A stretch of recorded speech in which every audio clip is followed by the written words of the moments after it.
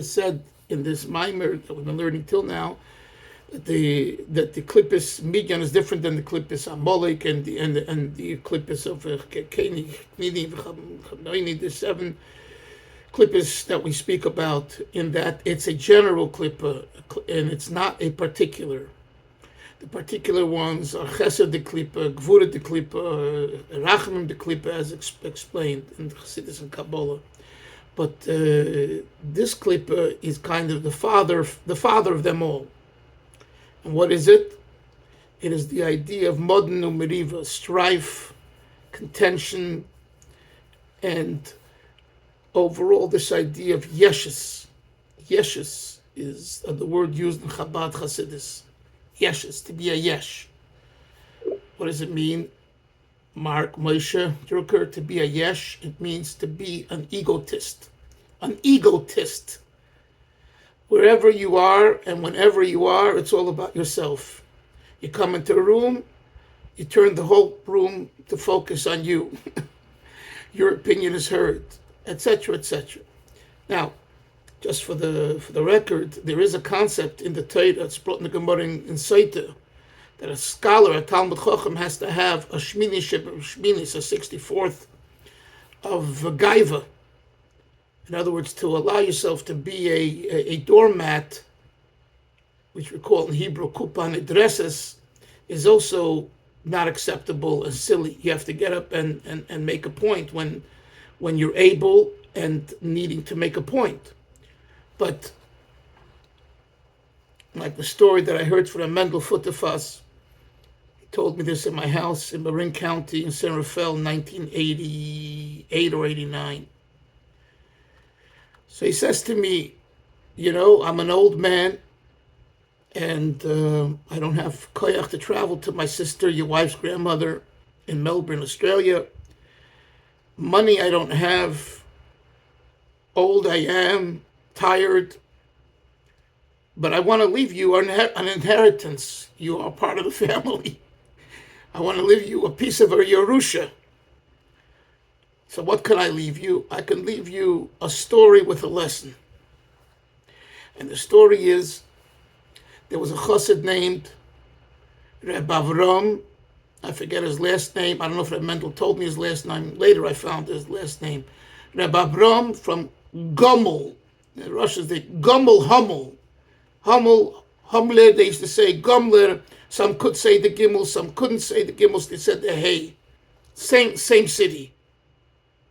Maybe our good friend Dr. Velvel was there. Anyway, so Rabbi Avram Humler and I once were sleeping in a room together somewhere in Russia, and I heard him. I don't know how you say this word in English. Brimmen is the Yiddish word, making these noises under the nose. Like, these sounds. There must be an English word. Murmuring, maybe? Murmuring? Whatever the word is. And I couldn't fall asleep. So I turned to Avram and I said, Avram, I can't fall asleep. Your murmuring, your noises are just, I can't fall asleep. What are you murmuring about? What are you upset about? What's going on? So he says, I'll tell you. When the Frierdiker Rebbe in the 1920s spoke about Tashbar, which is an acronym for Tinoikes Shel Beis Rabban, to get children to go to Cheder, to yeshiva, the underground, because all the yeshivas were closed. And the Rebbe asked of us Mesiras Nefesh, self-sacrifice. If we're his chassidim, we have to be ready to die for what the message of Hashem is. The children should learn Torah. And I want you, he says, to go around to the shuls and make announcements to the people, the simple people in shul, and encourage them to send their children to the chadarim, to the underground, which is known as the machteres, underground, like a tunnel, tunnels. So he says, naturally, I wasn't afraid. In other words, the Rebbe wants me to do it. I'm his chassid. I'm doing it. They're going to shoot me. They're going to kill me. They're going to lock me up. They're going to starve me. That didn't enter even We do what we have to do. So he came to a shul either in Leningrad or Moscow, I forget where, one of the big shuls. And he asked the gabbai if he could say a few words, and the gabbai said, sure. So he was standing, next to the row of chairs or benches, and he was going to speak from there. And the gabbai says, no. If you're going to speak to the congregation, get out, go on to the bima so everyone can see you and everyone can hear you. And you would think there were 500 people there. If they had a minyan or 15 people, you were lucky. Old rickety people, who made a minyan.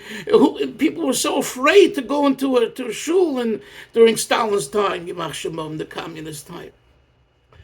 So he says, okay. If the gabbai says, darf me folgen, right? Moshe Braun and Yoini, Gaboyim. A gabbai says, you listen. They run the show in the shul. If you think the rabbi runs the shul, it's the gabbai who runs the shul. Anyway, so the gabbai says, get onto the bima. He goes to the bima, and he starts speaking about that you have children, you have to send the children and not to be afraid, and that's it. And then he turns to the Mendel Futafas, his partner in the room, right, who's sleeping in the other bed. He says, the gaiva, the ego that I had from standing on the bima, me, the big guy, is giving this drasha, this sermon, I'm still doing tshuva for that ego. You got it?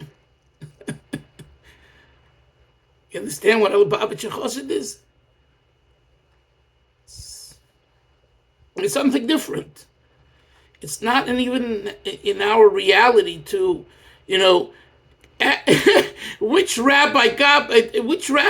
person comes into shul, he gets an opportunity to go to the bima, inside himself he says, wow, great. I love it.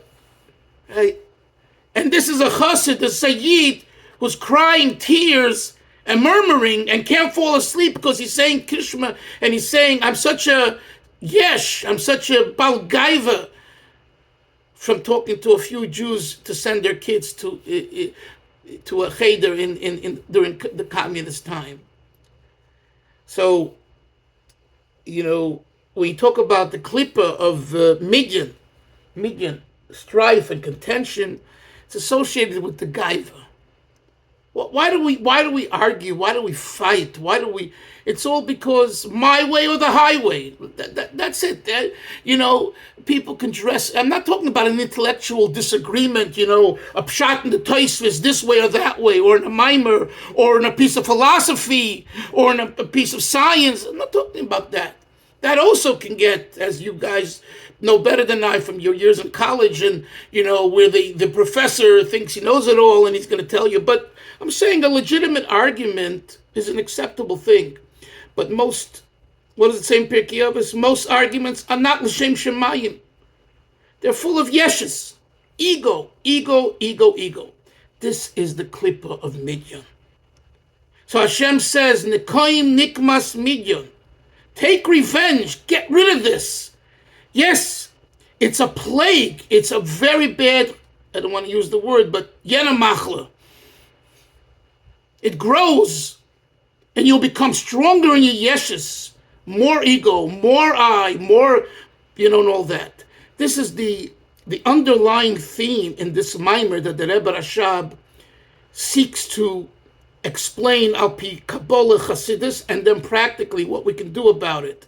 And this is the reason why they're fighting in a little shtetl shul during his time, or one chassid doesn't want to drink from the other one's cup, not because maybe he'll get an illness, but because he didn't like him. I don't want everything to do with your cup, It's okay, we have the doctor here, the doctors. It's okay if you don't drink with someone and you're concerned of illnesses. That's legitimate. And during the remind ourselves of COVID, it's I know I probably could figure out that when I got COVID, I went to a clandestine shul in Borough Park, and they had l'chaim, and they had some mezainis, and probably other people touched it, and that's how you get COVID at that time. Okay? You share food. So there is a legitimacy, Velvel, not to share because health-wise. But there's no legitimacy not to share because I don't like you. I don't want to have anything to do with you. I want to walk away. I don't want to touch your stuff. You're a plague. This is... Well, cooties. What? What'd you say? Cooties. Cooties? Oh, the cooties. The cooties. I don't know. Yeah, you got the cooties. Cooties. Is that an English word or a Hebrew word? It's the cooties. No, English word. It's slang, but it's American English. childhood word. Okay.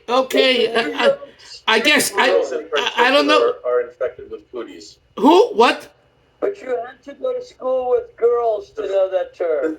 Ah, that's why I don't know that term. Okay, now I understand. Okay, good one. You got me. Good, I learned something from my Talmidim today. Baruch Hashem. Let's go. Chapter 4 in the Mimer. Inside the text. And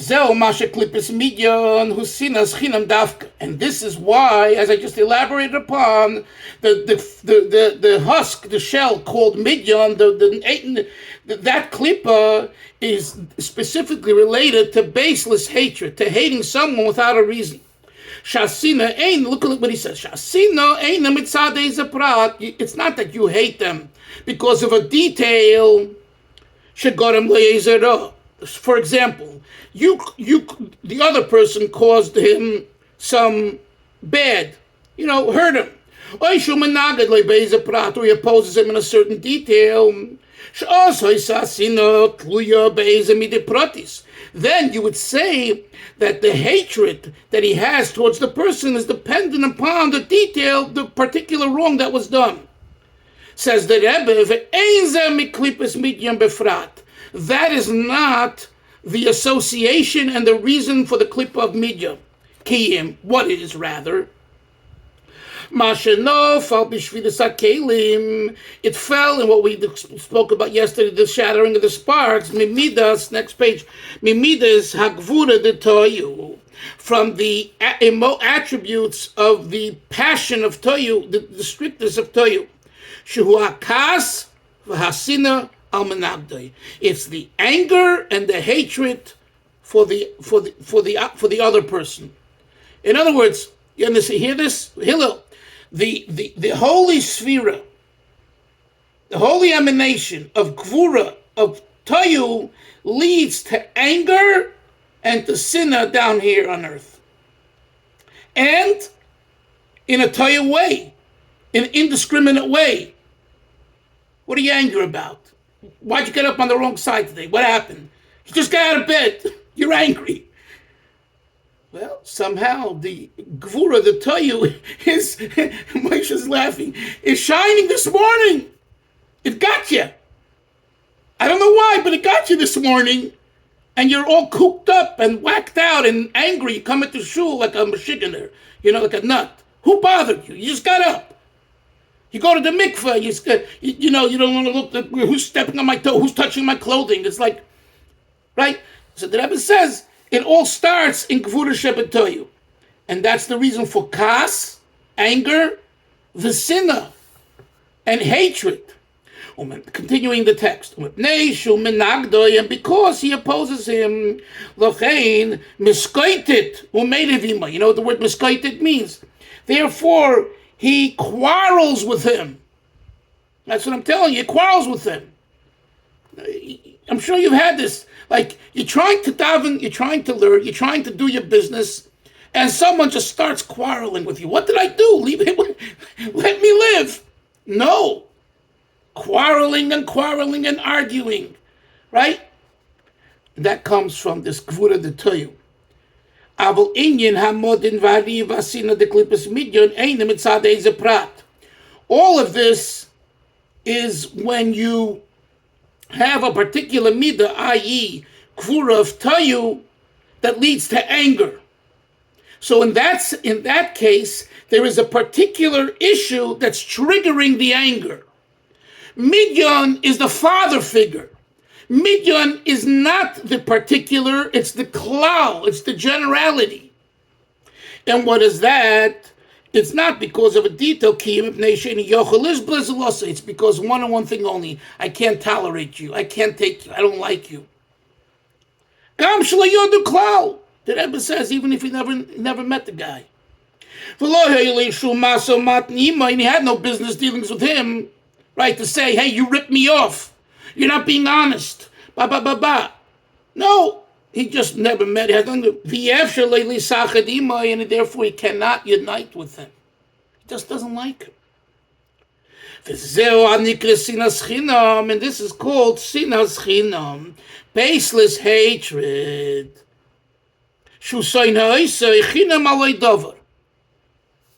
Now, Chavre, you have to understand that when you talk about sinas chinam, the Rebbe is really identifying here this idea that it's baseless. If it's not baseless, it doesn't go into the category of midyan. It's either this nation, that nation. You're not smart, you're not pretty, you're not articulate, you're not dressed well, you're not orderly, right? You have all kinds of reasons. But then there's an experience where there's just one thing, I just don't like you. Why don't I like you? Why don't I like you? Because I don't. So in other words, let's say classical anti-Semitism that we experience today, we talk about there is this anti-Semitism which is, I just don't like you because you're Jewish. Manis Friedman would always say in his younger years, I remember 50 years ago, he would say, they don't like the Jew in Utah. Okay, go to New Mexico. No. We don't know what you guys are. Go to Brooklyn. No. Go to California. No. Wherever you go. In other words, we don't understand you guys. Right? But now, then there's a sinas chinam that's based on, hey, you're killing the kids in Gaza. That the false argument, no, that narishkeit, right? So that's a 1 second, yes, sir. That's a sinas chinam that's associated with a reason. That's not what we're talking about here, Moshe. Yes, sir. Isn't it a sinas chinam that's just enclosed in a reason, but it's still sinas chinam? It could be, but it could. I make an excuse to make myself to give some rationale to it, but deep down, the reality is it's sinas chinam. Well, it depends. If the guy snubbed you, let's take a classical. Let's talk about anti-Semitism. No, let's take a classical example. All religious Jews are shysters. All of Brooklyn, Williamsburg, Muncie, they're ripping off the government, right? Now, someone who hates that, they're tying it to a reason. They could be right, they could be wrong, but they have a reason. So you're saying that, no, that's an excuse. Well, it might be, right. it might not be. How do you know? How do you know? Let me say, if there's a hatred which is based on a reason, then it won't be limited just to the Jews or just to that group. It'll be to everybody who violates whatever that is in the person's mind. But if it's only to a specific person or a specific group, then I think it's a sinas chinam, which is just being enclosed in an excuse. Okay, it could be. It could be. Here in the parking lot of the shul here, at the Chabad over here, so there's parking for handicap, and no one, Baruch Hashem, no one is handicapped. No one comes there. It's always empty. And I happened to meet one guy. He's a very interesting man. And he says, I hate those people that park there. I don't like them. What right if anyone I should park there? I have a handicap. Okay, I don't know if he was just hate. So he's not just picking, he's not just saying that about the people in shul. He's saying that about anyone. If a non-Jew would come and park there too and he's not handicapped, he would be upset too. So what I'm saying, you have to, everyone, what does Rashi say? Rashi says these are things that are given over to the heart. No one knows what's in the heart. But we make assumptions. Okay? We make assumptions, yes. But, you have to be careful. Rebbe, just something like Rebbe, just something about Isser said something that just sparked in me just something that's very prevalent now is this thing where the Goyim today, not just the Arabs, they say no, we are not anti-Semites, we're only anti-Zionists. Yeah. So meaning we love the Jews, but if you're Israeli or if you're a Zioni American or European, then we hate you. And I think that this is kind of it's really splitting hairs, and I think it's really been exposed for what it is. I think that now, it's very hard to say that and that to be accepted because of the overt anti-Semitism. Meaning, they attacked yesterday on Santa Monica Boulevard an Israeli guy for having a chai. An Israeli guy happened to be speaking Hebrew on Santa Monica Boulevard, and they lynched him. This was yesterday afternoon. So I think it's very hard to try to split the hairs here. They lynched him? They killed him? No, they lynched him, beat him up really badly. He's now in the hospital. This was on the pier, on Santa Monica Pier. Loads of witnesses. Let me counter, but I've seen and you've seen, and there are certain non-Jews, certain Goyim, when they see a real Yid, they have respect. The more you are a real Yid, they have respect. So to say, and I know Rashi says, Haloi Soina Esav Yaakov, it's a fact that Esav hates Jacob. Take away that Rashi and that Chazal, whatever, for a moment, okay? Because that's a different, it's coming from a different place. But on the conscious level, can you say that every guy hates a Jew? I mean, let me ask you: would God create the world? No. Would Hashem create the world in such a way? Absolutely not. So, if absolutely not, how do we justify Isser's comment? If I understood him correctly. No. But I don't think it's necessarily saying that every goy is an anti-Semite, which I don't think that's the case. I don't believe that. I'm saying the people that are anti-Semites and are anti-Zionist, or whatever you want to call it, it's one and the same. They're making a tirutz and saying, okay, I'm not saying I hate Jews because Hashem created you guys and you guys look different. They're saying, no, we hate you guys because whatever reason you have a state or because you have an army. But it's the same thing. Inherently, these particular anti-Semites, these pro-Palestinians or KKK, whatever it is, whoever hates Jews, I think it's like looking for a tirutz to hate us. But at this point already, they're not even looking for that anymore, Rebbe. You're talking maybe before October 7th, maybe they were. But at this point, everyone says, they say it at concerts, kill the Jews. There's no more kill the Israelis anymore.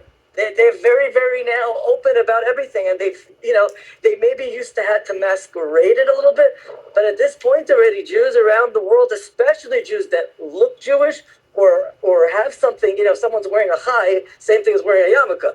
You're literally a walking target, and I know from Jews now that won't walk around in London and Paris and even parts of New York now that look Jewish. Even a yarmulke or tzitzis out, they're afraid. And they're not afraid because these people are anti-Israel. They're afraid because these people are anti-Semitic and looking to hurt a Jew. And Yoini, the answer is not to be afraid. I'm sorry. Okay, I don't want to go into this. It leads a Farbrengen, and we got to learn Chassidus now.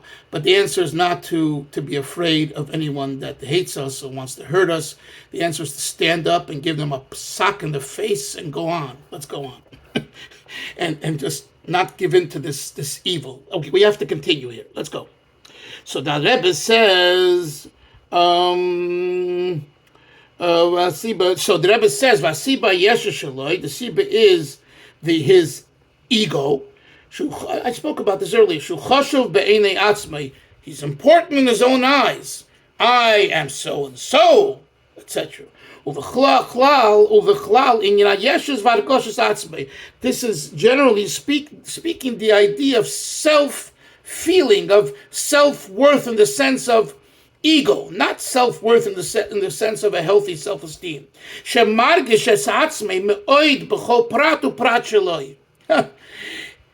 In every detail, who's there? I. In this, I. You know, the famous story, the Barditchev didn't come out, and they said, why not? And he said, he wants to come along with me. Who's the he? The Yetzer Hara. I'm blowing the shofar, he's right there. I'm dancing with the Torah, he's right there. Get away from me, you know. The yesh, the ego, is a plague in a sense. Whatever you're doing, it's me, it's I. Therefore he can't tolerate his friend. Right? Well, if it's all he, and there's someone else called another person, a friend, whatever, not his friend, but someone else, he says, hey, it's all me, not you. What do you come into the situation? Therefore he hates him. Next page. Because of his ego, he doesn't give a platform to the other. Because the other person surely diminishes his existence. He can't tolerate him. Nimtza, the ikar asiba yeshu shaloi, we understand for this, the primary reason for the sinas chidam, for the baseless hatred, is his ego. Therefore, automatically, the other becomes his opponent. He repeats his theory. The opposition is not that he opposes him in any particular detail, in the overall idea that he exists. Not that he does this and he did this. Those are details. No. That you exist, you, the other, exists. In my world, it's only I exist. What did Pari say? Liya ori vani yashisani. I made the river. It's I. Like it.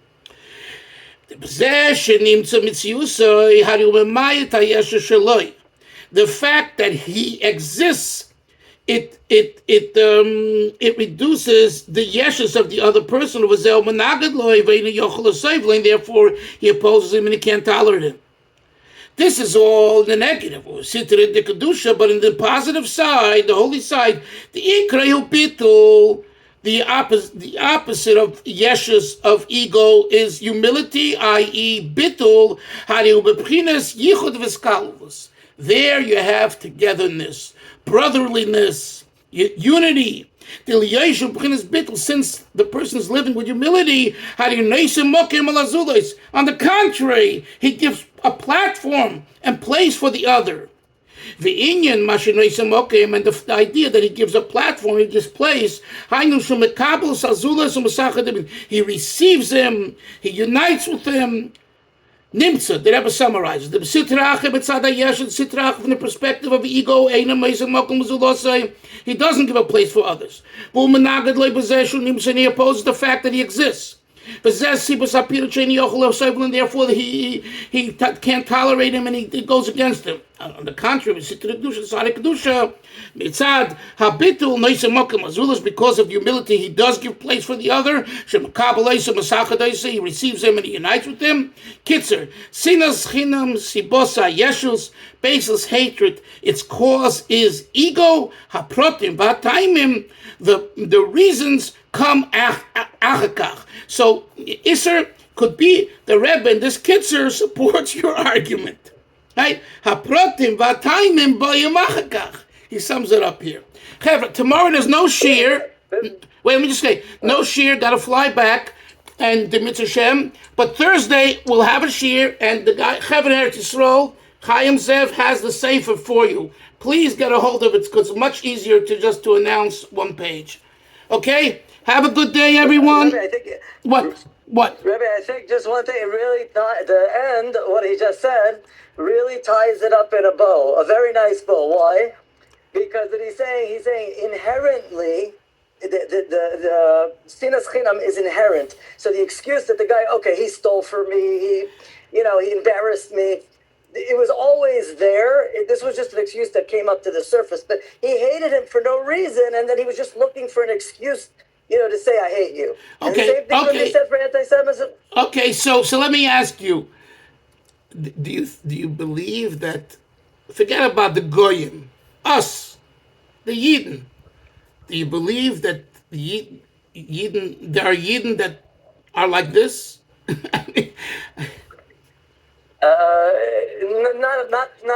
Not many, but I'm sure there are. So yeah, I understand. Isser, you believe the people in Ramat Bet over there, if they have disagreements with others who are not as fanatical as they are, they hate them like this because of this? I don't know about Yidden in Bet, but I certainly have seen people who have such a mamasha hatred that it's irrational. It is absolutely irrational. Yeah. Yidden, Jews. Yeah. Yidden against Yidden. We had somebody in shul. To this day, I don't know what the person did, what offense he committed. He went to him, Erev Tisha B'Av. He went to him, Erev Yom Kippur, saying, I don't know what I did, whatever it was, I'm sorry, please forgive me. The guy, not literally spit in his face, but he got up and walked away. To this day, nobody knows what the offense was. Just okay, so 1 second. You say they don't know. Could be there was a particular thing that he did there. But he won't say it. He won't tell anybody. He won't. The rabbi tried to intervene. I tried to intervene. The person himself tried to intervene. It's not normal, not rational. If you can't even say, listen, I was very hurt when you did this. I was very hurt when you said this. They can't even do that. That's sinas chinam. Not to even give an excuse. There wasn't even a chance. I guess I'm too much of a Lubavitcher. I try to see. I don't want to tell you that this person was a Lubavitcher. Sinas chinam was from Lubavitch, yeah. He davens from Atilas Hashem. Davening from Atilas Hashem. Doesn't man with the Lubavitch talis. Yeah, there is Lubavitch and there is Lubavitch. L'chaim chevra. Bye. Have a great day. There's Lubavitch and there's Lubavitch. There's Lubavitch and there's Chaslavich. Yes. Okay. Guys, we'll resume Thursday, not tomorrow, Thursday. Zaygas, take it. Bye-bye. Great day. Good class. Good learning. Good talking.